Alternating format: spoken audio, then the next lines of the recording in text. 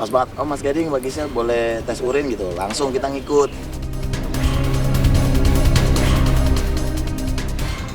Saya rasa kalau kita sudah dapat panggilan dari Tuhan, apapun itu kita udah harus siap gitu, lillahi ta'ala ikhlas.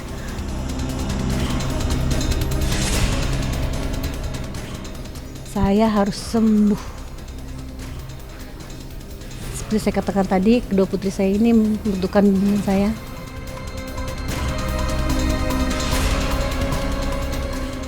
Karena kakinya juga sakit kan, jadi tidak bisa berdiri, belum bisa berdiri.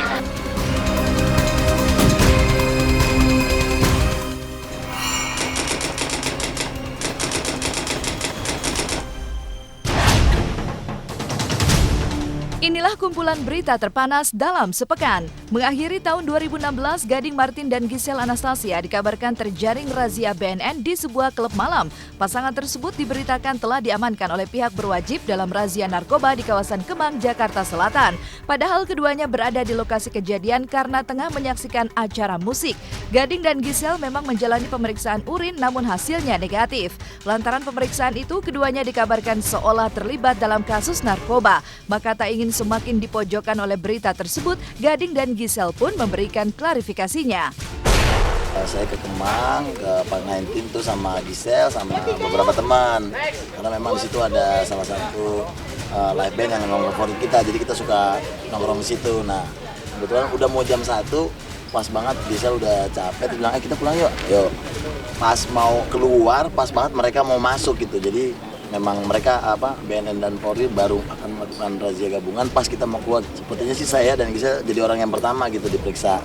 Pas banget, oh Mas Gading Mbak Gisel boleh tes urin gitu, langsung kita ngikut ke meja di situ, taruh KTP, nulis data, terus langsung kita diantar masing-masing. Saya ke mobil yang buat cowok, Gisel ke mobil yang cewek, kita tes urin gitu kan. Habis tes urin nunggu di sana gitu. Saya bilang nggak apa-apa, saya nunggu di sini aja, saya cuman ingin nunggu hasilnya, saya pengen cepat pulang, saya bilang gitu. Terus saya nanya berapa lama, 10 menit gitu, dan benar 10 menit langsung Mas Gading boleh pulang, hasilnya negatif, silakan pulang, udah.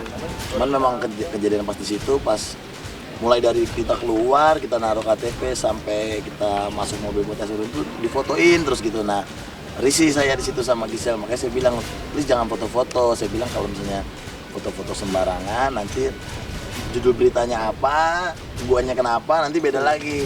Udah nih 10 menit udah jadi, udah selesai, pulang cepet banget. Nyampe rumah setengah jam lah, langsung bener keluar kan beritanya. Ya, sangat disayangkan sekali sih. Jadi judul beritanya Gading Gisel diamankan. Gading Gisel diamankan razia gabungan. Kan kesannya kalau orang nggak ngerti diamankan ya berarti gua ketangkep gitu.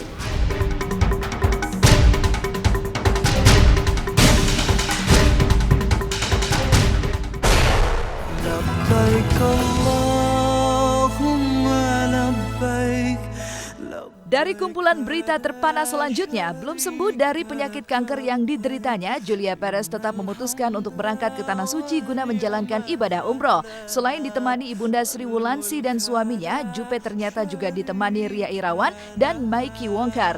Meski sama-sama sedang berjuang melawan kanker, Jupe dan Ria tetap semangat berada di Tanah Suci. Mereka bahkan berusaha melupakan efek kemoterapi dan proses pengobatan yang selama ini dijalankan.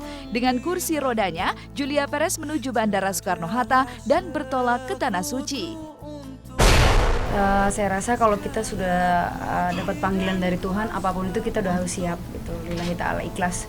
Dan buat saya, rasa sakit ini tiba-tiba hari ini sudah hilang. Ini sebuah keajaiban gitu. Saya biasanya saya ngerasainnya nyeri gitu. Sekarang hari ini nggak ada. Itu namanya ya saya nggak bisa jelasin ke kalian. Memang itu saya nggak rasain sekarang. Ya kita lihat aja nanti di sana. Ya, ini satu tas nih Abi yang bawa. Satu tas isinya obat semua. Ya itu memang harus setiap 8 jam diminum. Udah itu aja. Mungkin buat Jupe ini juga termasuk buat saya juga. Memang ini melepaskan penat juga ya, dalam artian melepas penat kita, dalam artian kita beribadah, berdoa tuh, daripada kita setiap hari rute rumah sakit, jarum, obat-obatan yang diminum, yang masuk ke darah tuh nggak enak gitu. Ya kalau saya nggak bawa obat saya karena memang efek kemonya kankernya kan saya pakai kemo, efek kemonya pakai obat. Nah, saya lupain yang efek kemonya. Saya pikir di situ ada air zam-zam, ada kurma dan doa-doa yang ada di udara itu jauh lebih akan mempositifkan kesehatan saya.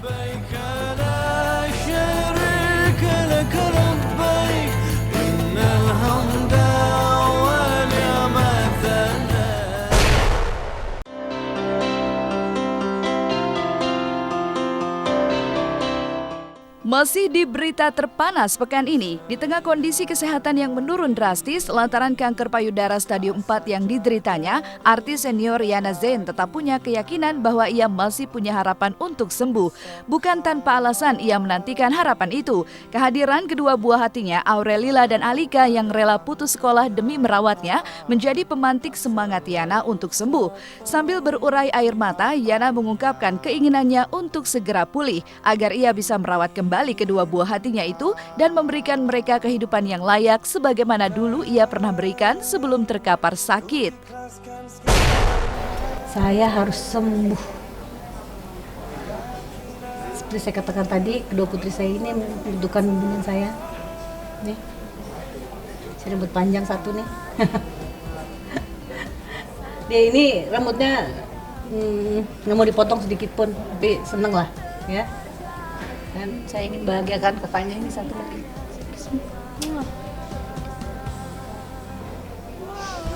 Yang membuat saya sangat terharu semalam, kita berdoa, mereka mengucapkan harapannya. Mereka mengatakan bahwa Mami, kami ada di sini. Mami, kami dukung Mami agar tahun ini menjadi sehat kembali. Semangat. Mami harus juga semangat. Nah, semangat, Mami semangat. Ya? Oke. Sip. Oke, semangat. Semangat ya? Semangat sayangku. Oke.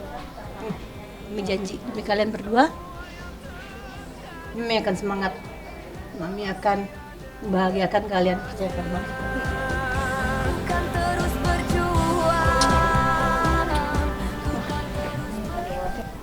Doa aku sih untuk Mami, biar Mami cepat sembuh, biar kita bisa bersama lagi, dan biar tahun ini Mami sembuh, terus juga Mami sehat kembali, jangan lupa makan yang banyak, dan harap tahun ini harapan kita terkabulkan.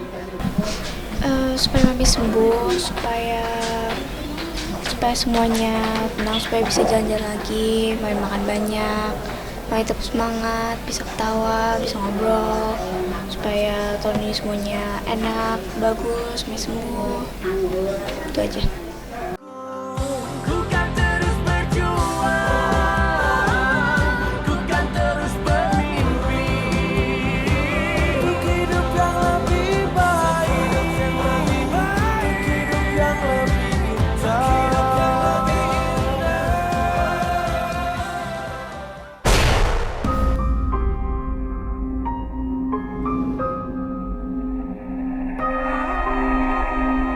Dan kumpulan berita terpanas pekan ini diakhiri kabar seputar kondisi kesehatan Oon, personil Project Pop yang tengah terbaring tak berdaya di rumah sakit karena penyakit yang dideritanya.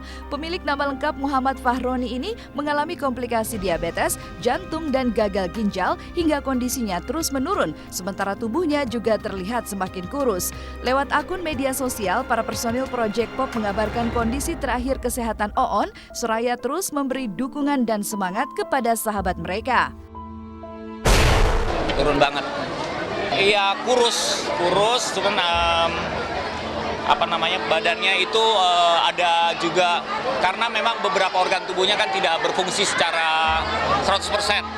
Jadi kayak misalnya ada air yang menumpuk di tubuhnya seperti itu. Tapi kurus karena kakinya juga sakit kan, jadi tidak bisa berdiri, belum. Ya seperti itu kondisinya, makanya jadi dia masih tidur rebahan terus. Krisis sih enggak, dia memang kan sakitnya diabetes, sakit aslinya. Cuman memang sudah komplikasi kemana-mana.